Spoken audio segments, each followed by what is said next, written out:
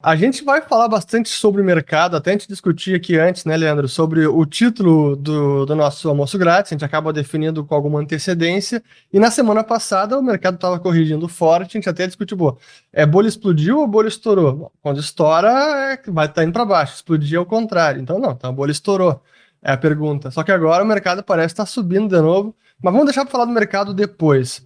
Antes eu quero perguntar para o João que ele comente um pouco sobre a grande novidade da Bolsa Brasileira, porque hoje abriu a negociação do Hash 11, que é o primeiro ETF de criptoativos negociado no Brasil, na B3, e é baseado no índice, mas vou deixar o João Marco falar um pouco mais.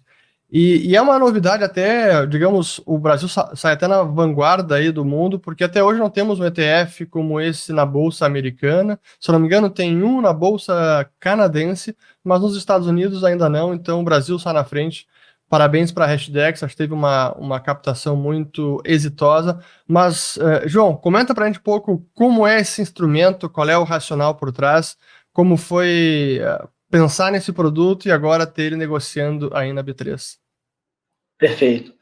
A gente sempre teve a visão, né, que no mercado, como a gente está agora, nesse nível de maturidade do mercado, faz bastante sentido você ter um produto passivo, um produto de índice, né?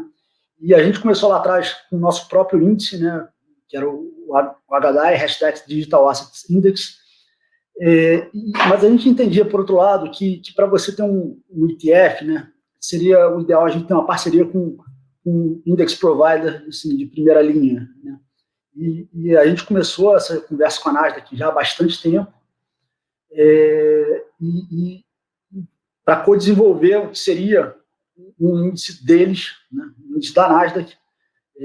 A gente foi parceiro no desenvolvimento e a gente, juntos, né, fizemos o Nasdaq Crypto Index, né, que é um índice que tem toda a curadoria ali da Nasdaq por trás, né, enfim, tem critérios de elegibilidade bem, digamos, parrudos, né? Então, o ativo ele tem que ser negociado em 3 exchanges reputadas da lista que a Nasdaq mantém.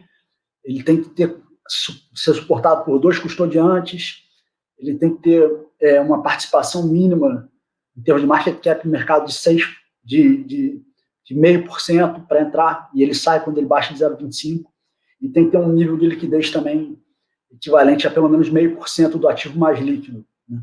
Além disso, ele tem que ser um criptoativo, digamos, não atrelado a outros ativos. A gente tem que a gente chama de stablecoins, né, que são os criptoativos que são uma representação em cripto de algum outro ativo. Esses caras estão fora do nosso índice. Né? E aí, claro, nessa primeira versão do índice, a gente tem 6 ativos. O Bitcoin, que é o mais famoso, o Ether também é bastante conhecido, mas a gente tem também o Bitcoin Cash, Litecoin, Chainlink e o Stellar Lumens. Então, nesse momento, a gente está com 6 ativos. O número de ativos ele é variável, né? Então, à medida que o mercado for desenvolvendo, é possível que a gente tenha entrada de novos ativos dentro do índice. E o Brasil você saiu na liderança nesse sentido, né? Porque mesmo lá fora, Nasdaq ainda não tem um ETF desse tipo tradando na bolsa, né? Exatamente. A gente, em termos de regulação, né? A gente lançou primeiro o ETF em Bermuda, né? Então aqui a gente tem um ETF que replica o nosso ETF de Bermuda. Então a gente tinha essa possibilidade regulatória lá de estar lançando esse ETF em Bermuda e aqui a gente criar um ETF replicando o nosso ETF de Bermuda. E, sim, do ponto de vista regulatório, a gente está na vanguarda. Né? Nos Estados Unidos já teve uma série de pedidos, né, de criação de ETFs lá, mais de 10, mas até agora a SEC, que é o equivalente à CVM deles, ainda não deu prosseguimento, não avalizou nenhum desses pedidos. Então, o Canadá saiu na frente, ele já tem ETFs lá de Bitcoin e de Ethereum, e a gente veio logo atrás aqui. Mas a bolsa aqui no Brasil é uma bolsa bem maior, ela tem cerca de 8 vezes o volume negociado da bolsa do Canadá. Então, o Brasil realmente, em termos de relevância no mercado, né, de tamanho de mercado, ele é muito maior do que o do Canadá. Então, nesse sentido, eu acho que a gente traz um produto que é expressivo no mercado, né, uma captação nesse primeiro dia de um pouco mais de 600 milhões de reais. Né, então, o ETF ele já nasce grande. Nesse momento, ele é o terceiro ETF mais negociado da Bolsa, ele só está atrás dos ETFs de Bovespa, os nossos grandões aí, mas a gente está em terceiro lugar aí, enfim, o que para mim é um grande sucesso. Com certeza. Só para eu entender, o ETF, então, ele é passivo no sentido que ele só segue esse índice ou ele tem alguma outra característica que não é só seguir o índice? Não, ele é passivo, ele simplesmente replica o índice, tá? Então não tem discricionariedade nenhuma nossa de ter exposição a mais ou a menos em determinado ativo ou incluir um ativo. A gente está fazendo tudo de acordo com a metodologia do índice, né, e a curadoria da Nasdaq. E esse índice, ele é atualizado diariamente? Como é que funciona? Como é que funciona esse trabalho de ajustar, né, o fundo em relação ao índice? Não, o índice ele é rebalanceado, né, e você tem inclusão ou exclusão de ativos a cada 3 meses. Tá? Então, começou agora em fevereiro, oficialmente, então em junho a gente vai ter a primeira revisão do índice, e aí é possível até que entre novos ativos, né, o mercado está bem dinâmico, tem muita coisa acontecendo no mercado, então é possível que entrem novos ativos. Tá? E a ponderação do índice ela é por market cap. Então, ao longo desses 3 meses, a carteira teórica do índice ela fica paralisada, o que faz alterar as proporções e a variação de preço dos ativos. Uhum. Até tem uma... Não, vai lá, depois eu pergunto aqui. Não, eu ia fazer uma pergunta só sobre a questão da segurança, né? Porque essa é uma pergunta que eu recebo muito de alunos, enfim, de clientes, porque a gente sempre ouve histórias, né? Teve até algumas clearings aí que saíram do mercado por conta de hacking, enfim, de ataque e roubo, né? Dos ativos ali, já que a gente está falando do ativo digital. Como é que vocês trabalham a questão da segurança? Não, essa pergunta a gente se defronta com ela bastante. Assim, é uma preocupação que está, digamos, das maiores assim, dos investidores. A gente lida, assim, tem 2 coisas que para a gente são fundamentais. Assim, né? A primeira é a custódia dos ativos. Né? Então, a gente só trabalha com custodiantes de primeira linha. No caso, hoje em dia, a gente opera com 3 custodiantes, a Fidelity, que dispensa comentário, é uma companhia gigante do mercado tradicional, a Coinbase, que fez o IPO aí semana passada, né, que entrou no mercado, que é uma outra empresa também gigante, e a BitGo. Então, a gente, com esses 3 custodiantes, a gente tem muita confiança de que o nosso ativo digital está bem resguardado, né? São especializados, né, em manter as chaves em segurança. Você não tem nenhum caso, até hoje, de um custodiante desse nível que tenha sido hackeado. Em geral, o hackeamento acontece nas exchanges. Né?